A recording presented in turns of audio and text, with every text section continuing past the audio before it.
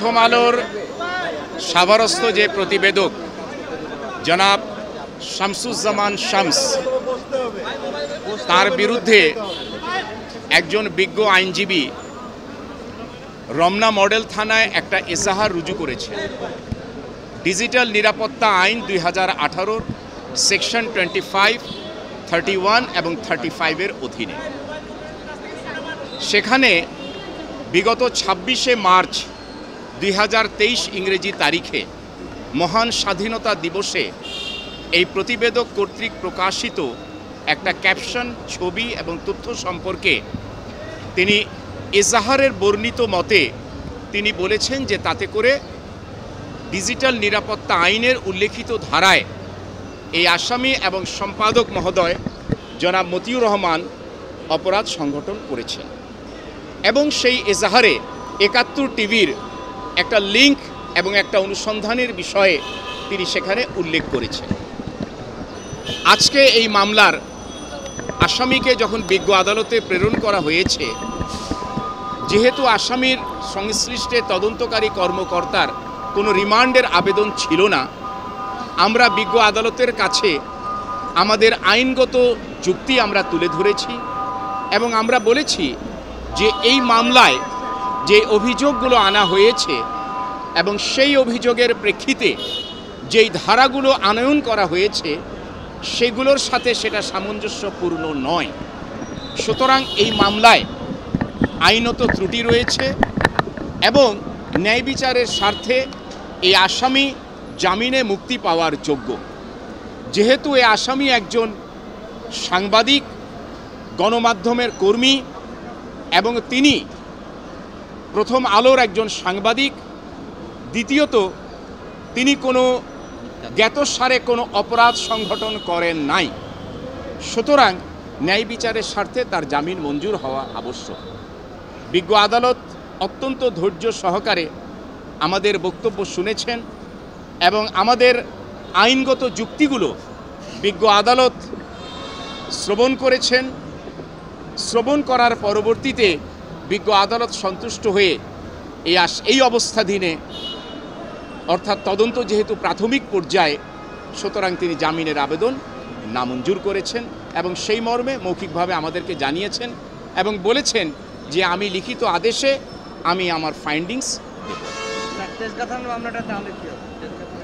আমরা যতটুকু জেনেছি এবং এই এজাহারের গর্ভের ভেতরে যেটা লেখা রয়েছে যে ধৃত আসামি, অর্থাৎ তিনি আরেকটি মামলায় তিনি ধৃত হয়েছেন, সেটি আমরা যতটুকু জেনেছি সেটা হচ্ছে তেজগাঁও থানার অপর একটি মামলা। সেখানেও একজন ইন্ডিভিজুয়াল, একজন ব্যক্তি একটা মামলা করেছেন। সেই মামলার সংশ্লিষ্টে আমরা সেরেস্তায় আজকে যতটুকু খোঁজ নিয়েছি, আমাদের অন্যতম সহযোগী অ্যাডভোকেট প্রশান্ত কর্মকার সহ অন্যান্য যারা আছে নিয়োজিত, সেখানে আমরা কোনো প্রতিবেদন, পুলিশি প্রতিবেদন এই অবধি আমরা পাই নাই। যেহেতু কোনো পুলিশি প্রতিবেদন আমরা পাই নাই, সুতরাং সেই ক্ষেত্রে বিজ্ঞ আদালতের কাছে এখন পর্যন্ত আমাদের জানা মতে নথি উপস্থাপিত হয় নাই। সে কারণে আমরা কোনো কার্যক্রম বা কোনো পদক্ষেপ গ্রহণ করার কোনো সুযোগও আমাদের এই মুহূর্তে নাই। সমাজি ভাই, আপনাকে মক্কেল কোথায় ছিল কেউ জানে না, এইটা কি আদালতে আপনারা প্রসিড করেছেন? প্রথম বিষয়টা হলো যে যেহেতু এই আসামিকে গ্রেপ্তারটা, এই মামলার এজাহারে বলা আছে গ্রেপ্তারকৃত আসামি, তাহলে গ্রেপ্তারকৃত এই মামলায় বলা আছে যে আসামিকে কখন কোথা থেকে গ্রেপ্তার করা হয়েছে। যখন এই আসামিকে অর্থাৎ জনাব শামসুজ্জামান শামসকে ওই মামলায়, অর্থাৎ অপর যে তেজগাঁও থানার মামলা রয়েছে, যেটি প্রথম মামলা রুজু হয়েছে, সেই মামলায় যখন তাকে ফরওয়ার্ড করা হবে আনুষ্ঠানিকভাবে এবং যখন আমাদের নলেজে আসবে তখন আমরা নথি দেখে, ফরওয়ার্ডিং দেখে আমরা দেখব সেখানে যে বিধিবদ্ধ যে সময় 24 ঘন্টা অতিক্রান্ত মেয়াদ উত্তীর্ণ হয়েছে কি না। তবে আমরা যেটুকু পত্রিকা সূত্রে এবং বিভিন্ন সোর্সে আমরা জেনেছি যে এই ব্যক্তিকে, এই আসামিকে জনাব শামসুজ্জামান শামসকে 24 ঘন্টার ঊর্ধ্বে তাকে কাস্টডিতে রাখা হয়েছে।